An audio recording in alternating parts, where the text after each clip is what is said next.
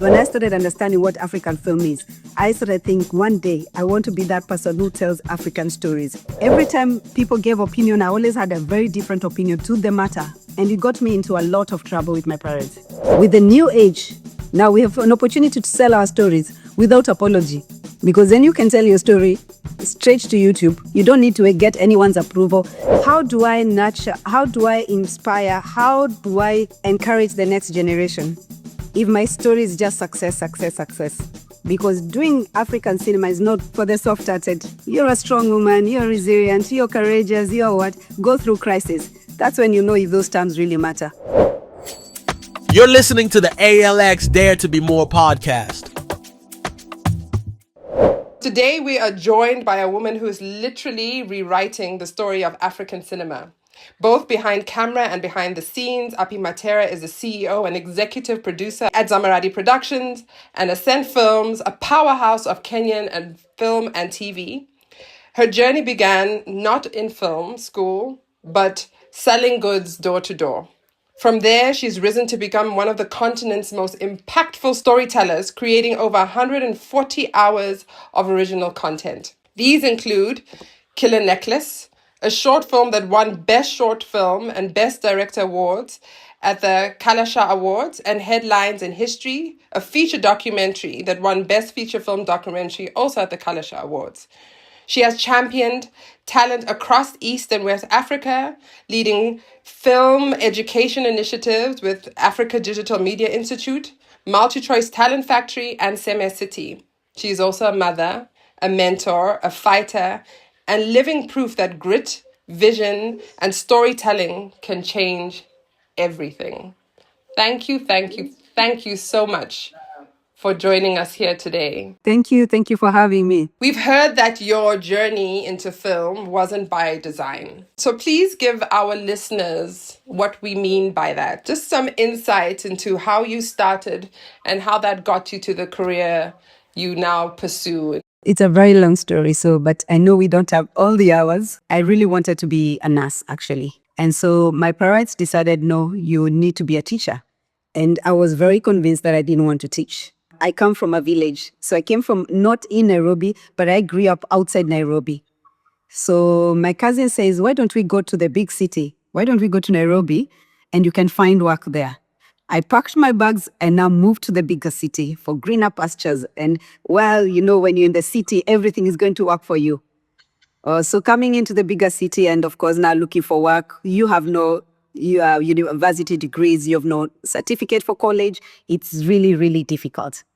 So that's when I started selling stuff door to door. I got into this group that advertised on the newspaper, we are looking for youth, immediate employment. And I went into the office and I did an interview, and the next day they say you have a job. And of course you're excited, you're young, and you're thinking, oh my God, just that? And I just got a job. So report to work the next day and you're told, this is your trainer. And I'm thinking, training me on what? On how to sell. And I'm thinking, oh my God, so I'm going to become a marketer. And only to my surprise, when you go with the trainer says, okay, we're going to get this into this building. And I can see the trainer is carrying a big bag. But I'm wondering, where's the bag? What are we carrying in the bag? Then you see that we start knocking to doors and then they remove pencils and they say, oh, we are selling pencils.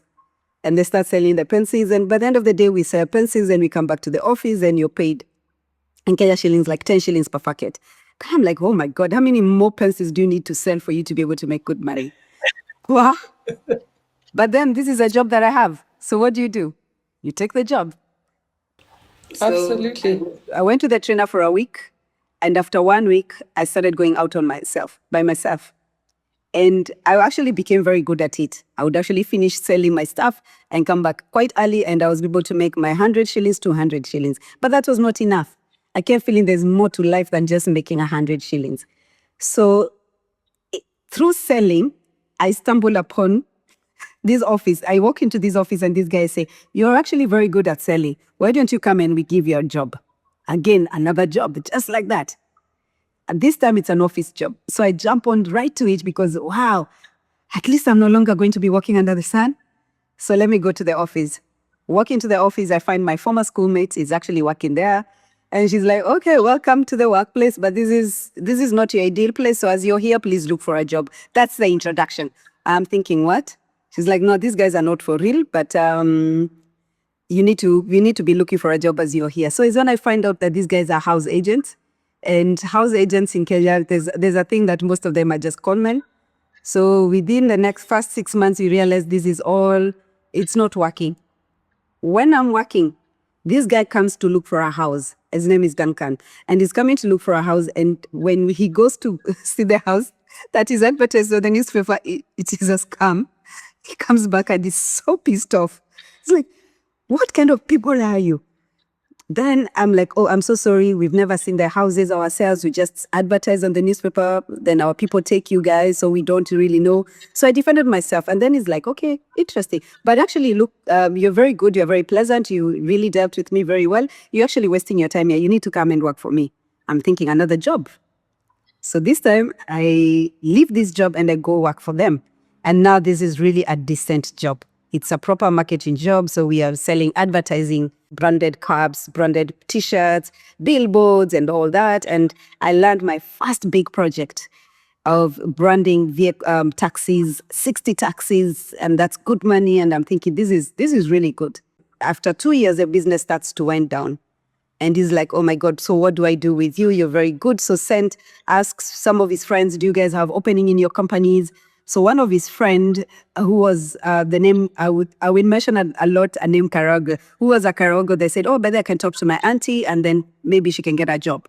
So I get a job at the Karago's family, doing the same thing, selling, advertising, materials, selling stuff. And so when I'm in that job, that's when Jerry Karago has come back into town. And she was just the vice president of BET. And so she had come back into Nairobi and she had done her first feature film, which was called Dangerous Affairs. So then I'm working for the company, they are sisters, and I'm meeting this larger than life woman. And I'm thinking, who the hell is this woman? And then every time that she comes there, she's like, there's something about that girl in your office. Something special about her. The way she dresses up. Who is she? They're like, oh, she's our worker, but she's very good at what she does. Then one time they were struggling to sell they had actually shot the film on a VHS, if you remember the VHS tapes. So they were struggling to sell the VHS tapes. So then they said, oh, by then she's very good at selling. Maybe you can actually ask her to come and help you sell. So I went into Baraka Films to now sell the VHS, Dangerous Affairs VHS tapes.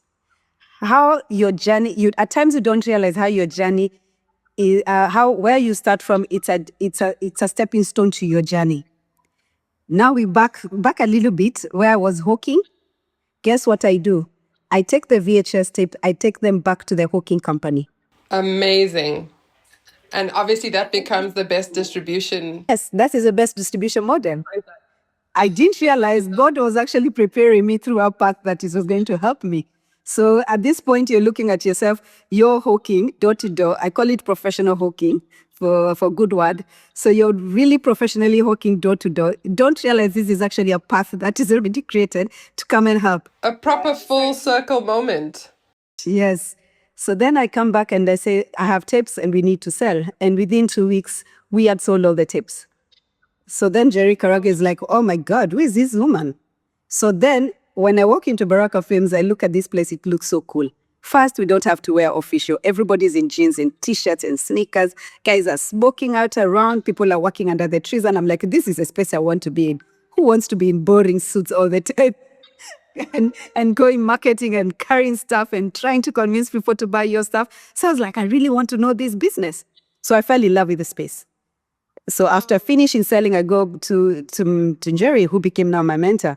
And I'm like, Jerry, I really want to learn this business. She's like, are you sure? I'm like, yes. She's like, it's not for the faint-hearted. I was like, you know what? Let's give it a try. And that's how my journey began in film. That is really an amazing story. And I think it's an encouraging one, because some people are always thinking, why am I here? This isn't the thing that I really want to do. But somehow, full circle, eventually it makes sense. Who gave you the confidence or influenced you to have the confidence to pursue the road less traveled? So going into high school, I joined drama club, and I was such an amazing dancer. So I got many certificates all the way to the national level. Certificates. So fast forward, by the time I'm finishing by high school, my mom comes to school and she's furious. It's like, this girl, her concentration is drama. No drama this year. It doesn't matter, the school needs her, but she's not going to go for drama. She has to read. She has to pass exams. I'm not going to have this. So the last year, the school had to be forced by my parents to drop me from doing drama because then I had to now read. But then I was in love with it. Despite not going for that, I think I used to sneak in every night, just go join them, dance and do that. So I had already the creative element in me. There's always that person where your family does not understand you. And I was that kid that my family never really understood since I was a kid. I was very different from everybody and always felt different from everybody. I was sharing this story with a group another day and I was telling them this is when I realized it was actually the creative element in me that was always defiant and that's always different from everybody else. Every time people gave opinion, I always had a very different opinion to the matter. And it got me into a lot of trouble with my parents. And so that is the thing that I realized was always in me because creatives are most of the people that are never understood. Nobody really understands how the creative mind really works. So looking back, it's something that I had on for a long time. It's just that my environment, my space, my upbringing did not allow me to see it was a creative thing that was in me. It did nurture that. So fast forward, when I get into the creative space, I feel I fit, I belong. That's when I realized this is what has been, lack of a better word, disturbing me all this time. This is the thing that always. So when I walked into the space, I felt belonging. And I knew this is where I need to be. And so when my mentors kept saying, you have to go back to work, I said, no, I belong here. I am certain and I know I belong here. This is what I want to do. And when she kept insisting, it's very tough. It's what I said, I don't care how tough it is. This, I feel I belong. So for me, when you have the creativity in you, it just comes almost automatically. So the first thing is take the scripts, read, give me a breakdown. Tell me what the story is. Read the script, within a few hours, go to her office and say, this is what I know the story is. She's like, okay, you have it in you. When I looked at her career path, when I read and understood who she was, I was like, oh my God, one day I want to make African films. When I started understanding what African film is, I started thinking one day I want to be that person who tells African stories. Because then if you look at the Kenyan film industry, it's a very service industry where we have all these blockbuster films coming to be shot in Kenya. But then I took a very different path. I took a path of going to do local content because I kept feeling, okay, if people are, those things that you just ask yourself, if everybody's coming to Africa to do our stories, what about us? Why are we not doing our stories? And so that's when I realized I really want to tell my story. But this also came in because in between when I joined Baraka Films, I was also in the film industry. I went now to college. I actually took myself to college and I did my degree in business administration. And I started understanding the market, products, finance, changes, and all that. So studying also helped me now to realize, wait a minute, what is a market? What is my market? And now looked at what was a niche within my market and I realized nobody's doing local content and that's what I wanted. I'm really passionate about telling our stories. Sometimes they think it's about somebody influencing you on your path forward, but it's often times where somebody tells you I can't, and you said okay, but then I'll show you I will. You've walked a journey that has different layers of obstacles and challenges. You're navigating scams, etc.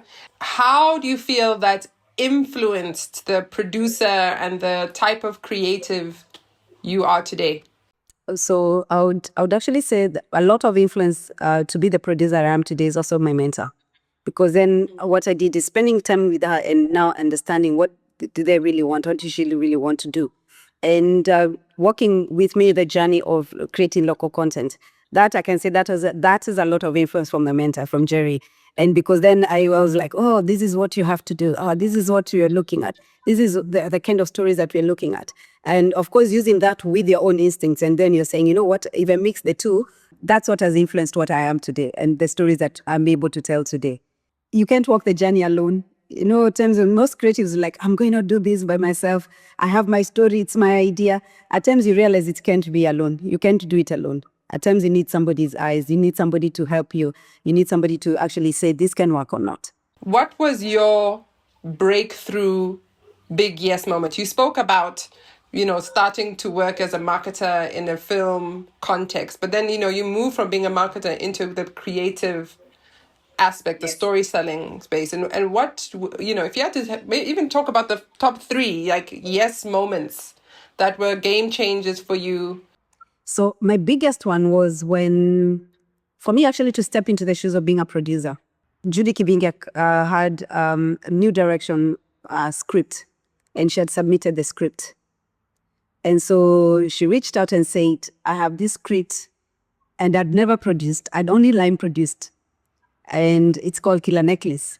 And I think she had reached out to Jerry. Then Jerry said, why don't you ask Appie to produce for you, to line produce for you? I think she can do it. And so when Judy calls and says, I have this script and I'm thinking of producing, I was like, yeah, I'm going to do it. Little did I didn't even know exactly what it really meant. But I was like, you know what? Why not? What's the worst that can happen? Those are the words I used to say. What's the worst can happen? But then because I knew I have Jerry, I can always run to every evening too and ask her, I'm stuck here. What do I do? So having a mentor, like you're saying, having a mentor is really, really important. So I would get stuck and I would run to my mentor and ask, okay, what do I have to do here? And so doing Killer Necklace for me was my biggest moment, because then also what it did is like it took me out of my comfort zone. First, from just being a line producer, production manager, which I was very good at, to now something else that I'd never done before. And the risk to be able to do that.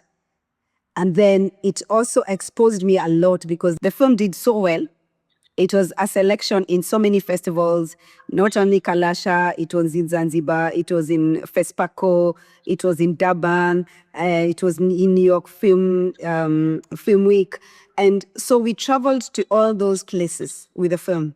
And traveling to all those places in the film, I met amazing filmmakers from Africa. And now when you sit and have conversations with people, you're thinking, oh my goodness, it's bigger than just Kenya. It opens up your horizon and thinking, my goodness, I have even more opportunities out here. And for me, I wanted now to become that person who tells the African story. And that was actually from like film festivals. Go to film festivals and you're thinking, oh my goodness, this is where I belong. And so that was my first year's moment. My next year's moment, I was doing a series called Changes, and I was working on season 3. And then they had brought in an executive producer from South Africa who had done Igoli for 17 years. Yes, Lawrence Lurie. And so I worked with Lawrence, and we had a very good work relationship. And so during our work relationship, he kept asking me, what are you doing next? And I'm thinking, I'm going back to doing documentaries. I want to do a documentary about boxers. It's like, why don't you turn that into a telenovela? Huh? What is telenovela? What are you talking about? It's like 260 episodes. Like, we are almost dying doing 13 episodes. What are you talking about doing 260 episodes? That's crazy.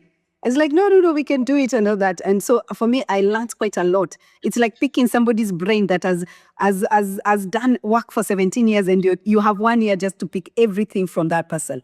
And so during that changes, then there was another executive producer called Njoki Mahog. So Njoki walks in one random day. It's like, what is your plan for the future? I'm like, what do you mean future? It's like, you can't be a line producer. You're better than just a line producer. What next? I'm like, I'm looking for work. It's like, no, what next? And for the first time, I'd never thought about what next. It helped me to start thinking, what next? He said, why don't you now become a producer? Why don't you open your production company? I'm like, really? She's like, yeah. And encouraged me so much. Guess what happened the next day? I registered a production company. I have no clue, but I am willing to learn. And just admitting the fact that you don't know. I've also found that very, very helpful. I said, I don't know what telenovela is. I don't know how to do that, but I'm willing to learn. I want to stop there for 2 seconds because it's such an important point that comes up in so many different areas of the world where you are held back by your own sense of fear because you feel as if you don't know, right? And like the willingness to have the courage to be scared and do it anyway, to not know, but to keep walking and to pull on whoever you know along the way to sort of take you. I think it's just so like an important point to pull out in terms of pursuing dreams, whatever they may be. Definitely, definitely. It's important. It's important to do that. This telenovela direction, we learned that you have produced at some point 71 films in 8 months, which was like, how is that at all possible? But please tell us how you made that happen. What was the context and what gave you the tools, capability, and like see through to finish or pursue something like that? A little bit back and the telenovela journey. So that's when now Mnet, then we pitch the concept and they accept. And then now I have to train to learn how to do telenovela. So then again, another training to South Africa, Rhythm City.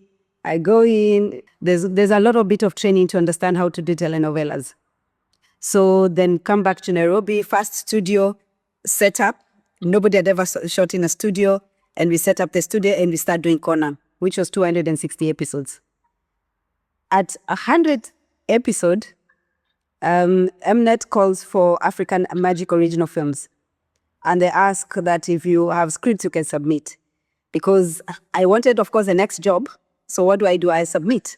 I think if I call a few writers, please give me your synopsis, let's submit, we'll do it. So I submit like 5 synopses and nobody gets an answer. So when just I'm about to finish the telenovela, I think I was in episode 200 shooting, Mnet comes in and says, we want to do 56 films. I'm thinking, okay, nice. You do. Like, no, you're doing them. I'm like, me? How? It's like, we'll send you somebody from Nigeria who is already doing them. So they send in Rogers to come and show us how to run. And so we are filming 3 films a week. But then in your head, you're thinking, if I can run a telenovela, surely this I can do. It's like really managing 3 crews at the same time. So here I'm doing Conan, and I started doing the films. So I had 2 productions running. Literally like 4 productions running, because then I have 3 crews of the films, and then I have the telenovela running at the same time. So I had to do hours, morning hours, I report to this production, the corner, then afternoon hours now go to the movies. But then we were just doing the scripts, so we had not started shooting, so which was easier for me. So then we start shooting 3 films a week. And by the time we are done, I think the first month or second month, we are behind delivery. And so Mnet is like, we still have to meet your delivery schedule. So we have to bring in a 4th team. So there's a time we had 4 teams going simultaneously. If you ask me how that happened, I have no clue. Until today, it's a mystery to my head as well. Because I'm like, how the hell did it even happen?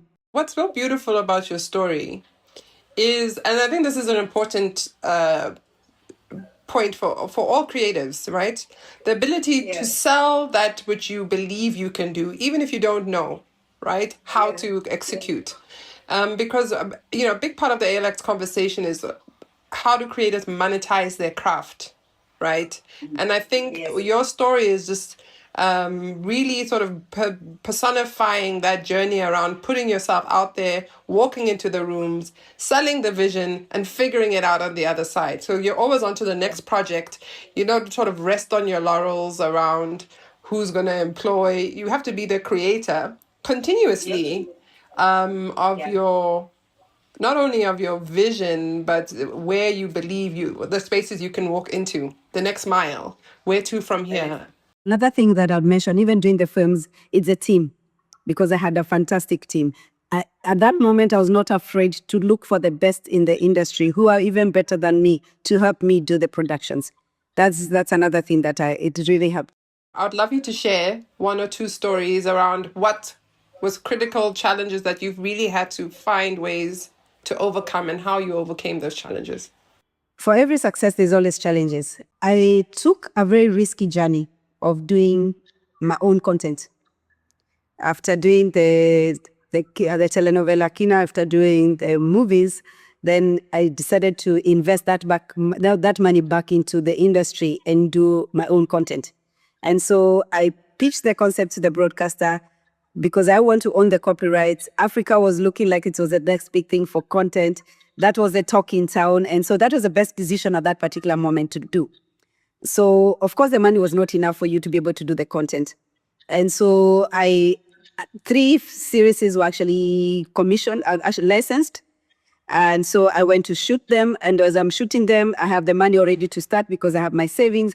But at the same time, I'm looking for a bank that can lend me a loan that I can be left paying out when this content is paid for. I can be able to pay back the loan.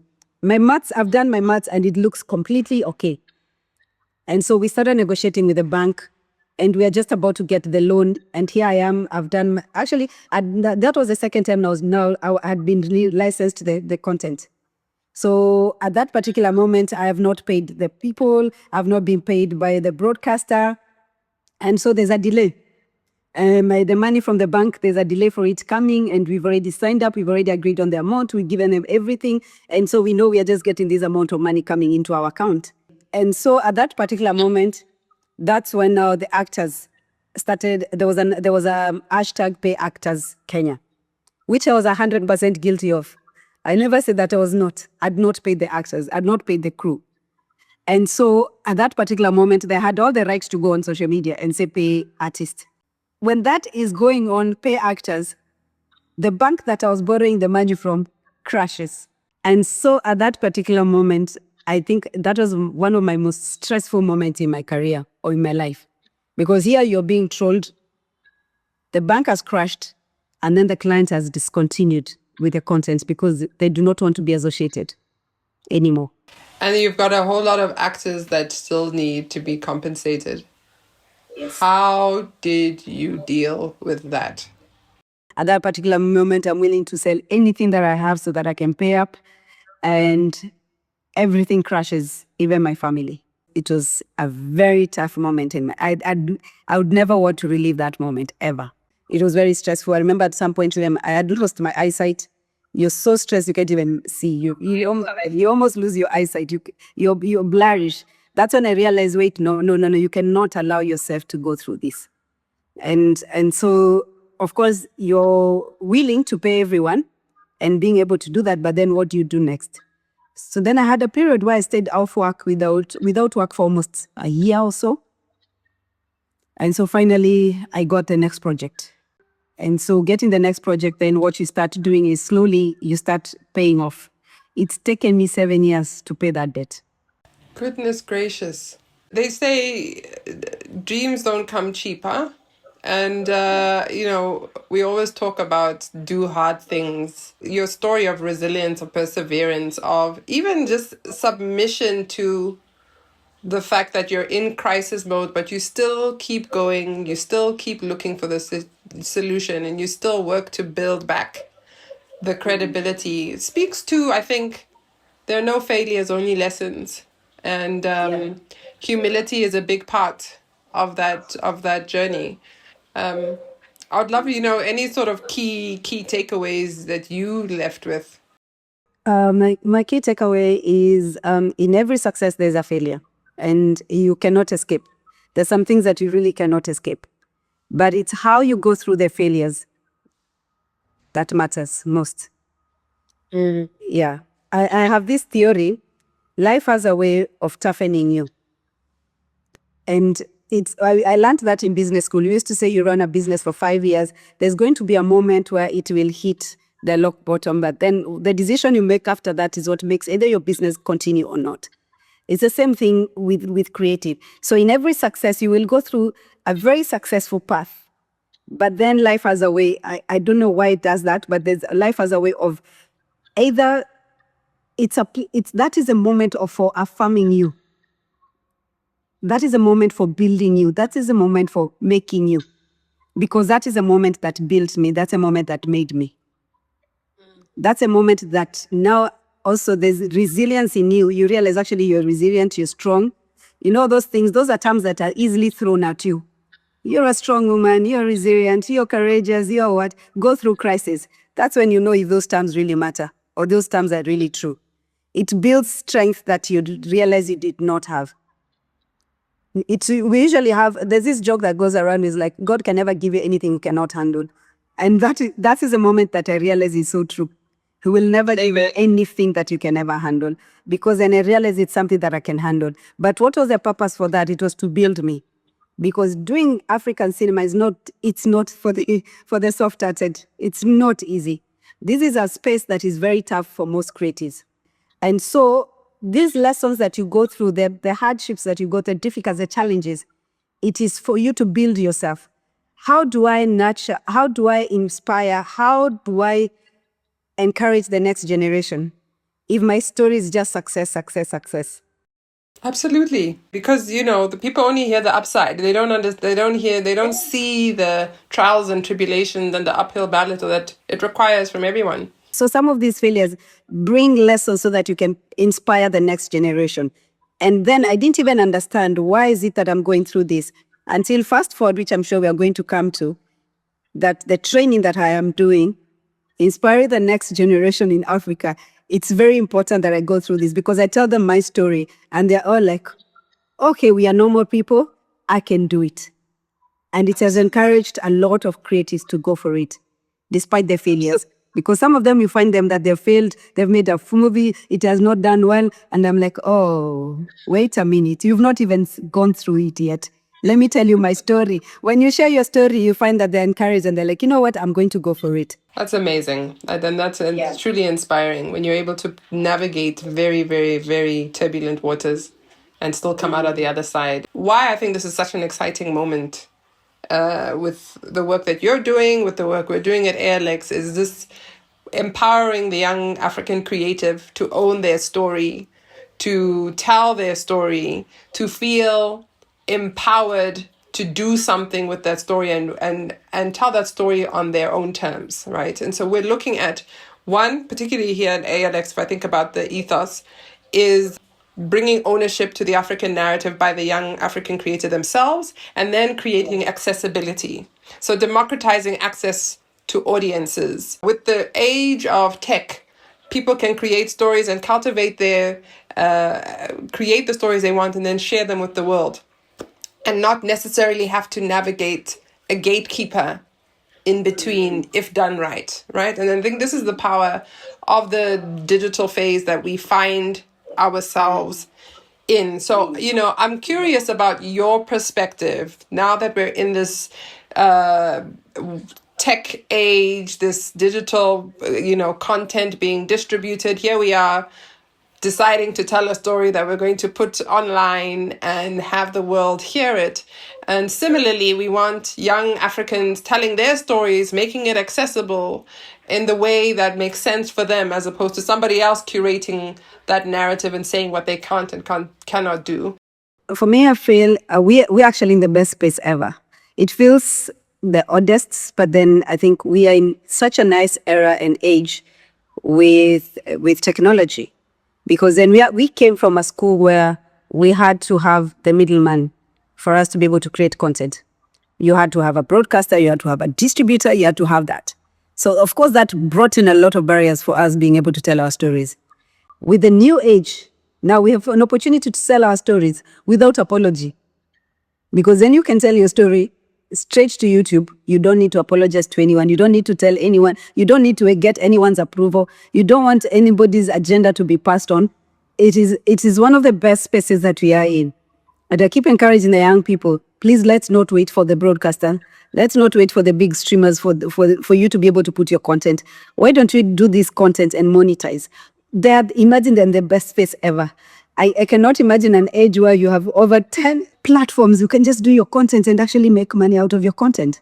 It's amazing. So I think tech is going to bring the narrative of African stories very different.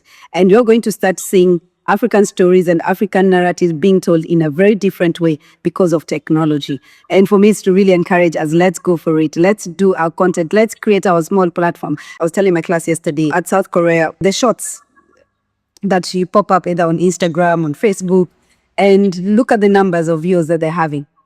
And it's not expensive. Look at the stories, very simple stories. But look at what they are doing. What the story is now being bought by the big studios in Hollywood and trying to redo the same stories in their own context. They did not concentrate on the world. They did not concentrate on what's happening in the international spaces. What they did is like they concentrated on doing their own stories their own way. And that's exactly what has been happening over the years. So for me, I feel like this is the best space we are in, and let's take advantage of that. How are you seeing people get innovative around what they have available to make film? Because before now you've got lots of big equipment, there's long rendering and editing software, etc. So what are you seeing? I mean, it's amazing how they're just picking up their phone and what is it called? The ring light. They're creating content. Especially because Nairobi, like on Saturday, the weekend, it's free to film in the city. There's groups of them filming everywhere, and they're just using their phones or even a very simple camera, and it's just amazing. So let's not wait for the big films. Let's not wait for the big cameras. Let's not wait for the big equipment. Let's use what we have, a phone and just a basic lighting, and we are able to tell our stories. And they film them so well. So even I keep saying, by the way, one of these days I should just do a series on phone. Maybe I need to just join the new generation. I hear you. I hear you. And it takes everyone has to pivot. Not even those that are new to the industry, even those like yourselves who are veterans at this work have to sort of enter this new way of doing things. So from a legacy perspective, you've mentioned quite a few times that you work with young people. Talk about the future that you see for young filmmakers and especially women. For female, I think from a Kenyan perspective, most of the producers are actually women. So we find that women, and it's not very tough for women to be in the industry, but maybe that will be different from the rest of the Africa. And for me, it's to encourage more women to take up this space. Let's not be averse to risks, because women are averse to risk. They don't want to take risk. They're like, oh my God, that looks such a risky business. I don't want to get into it. I want to play safe. Let's not play safe. Because then how are we going to shape our children's future if we don't tell our stories?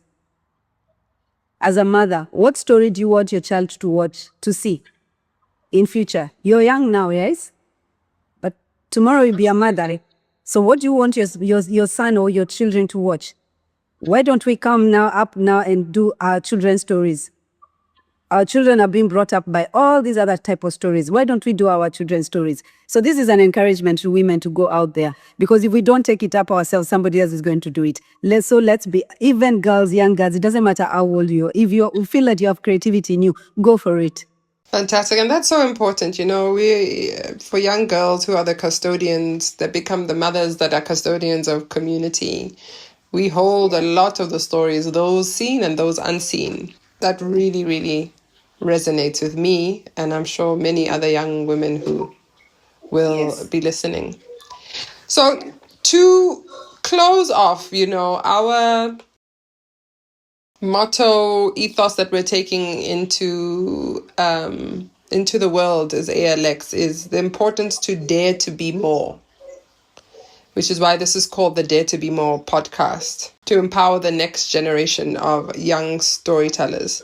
What does it mean for you specifically when I say dare to be more at this point in your life? Wow, dare to be more. I've actually just began. I feel like I still have to. I still have a lot that I need to do. So for me, I'm also daring to be more. Not only for the young people, I'm also daring to be more. I want to be in that space where I'm able to tell and to do stories that I've never been told and are daring. You know, those stories that you're thinking, I don't want to touch that, but to be able to do that. And for me to encourage all of us, let's purpose to be different. Let's purpose to be more. Let's not be confined by society. Let's not be confined by environment. Let's not be confined by parents. Let's not be confined by what your mind tells you that you can be little. Explore, be more, think outside the box.